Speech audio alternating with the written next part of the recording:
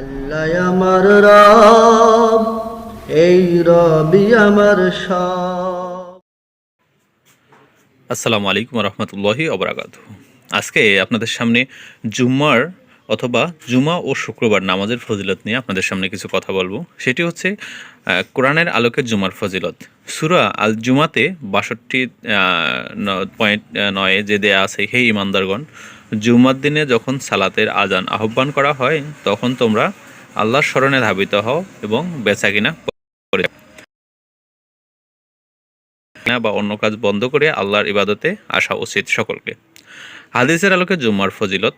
সহিহ মুসলিম শরীফ 854-তে যে হাদিসটি বর্ণনা করা হয়েছে, যে ব্যক্তি জুম্মার দিনে ভালোভাবে গোসল করলো, তাড়াতাড়ি মসজিদে গেল, ইমামের নিকট বসলো এবং মনোযোগ সহকারে খুতবা শুনলো এবং চুপ করে থাকলো, তার প্রতি কদমের বিনিময়ে 1 বছরের রোজা ও নামাজের সওয়াব লেখা হবে। জুম্মার দিনে আগেভাগে গিয়ে খুতবা শোনার মাধ্যমে বিশাল সওয়াব অর্জিত হয়।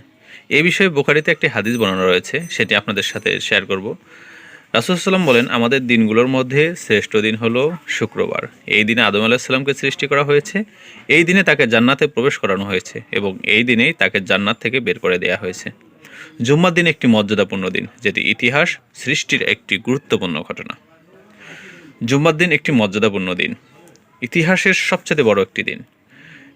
তিরমিজি শরীফে আরও রয়েছে, রাসূল সাল্লাল্লাহু বলেছেন, জুম্মার দিনে একটি মুহূর্ত আছে যখন কোনো মুসলমান বান্দা দোয়া করে, তা সেই দোয়া আল্লাহ অবশ্যই কবুল করবেন।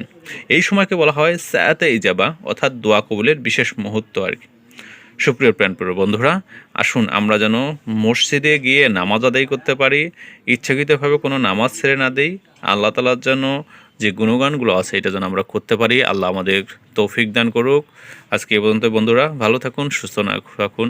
নামাজ পড়ে আমরা পরবর্তী এপিসোড নিয়ে আপনাদের সাথে কথা বলবো। সেই বিষয়ে আপনাদের আরও একটি ধারণা দেব যে আমরা আসলে সারাদিন ফেসবুক, ইউটিউব এবং সকল যোগাযোগের মাধ্যমে পড়ে থাকি। আমরা আসলে কোরআন হাদিস চর্চা করার খুব কম সময়। এজন্য আমরা আসলে ইউটিউবে, ফেসবুকে আমরা যে বিষয়গুলো ধরবো এখানে আমরা সার্চ করে করে পড়বো ইনশাআল্লাহ। আল্লাহ আমাদের তৌফিক দান করুক। আসসালামু আলাইকুম রহমতুল্লাহ।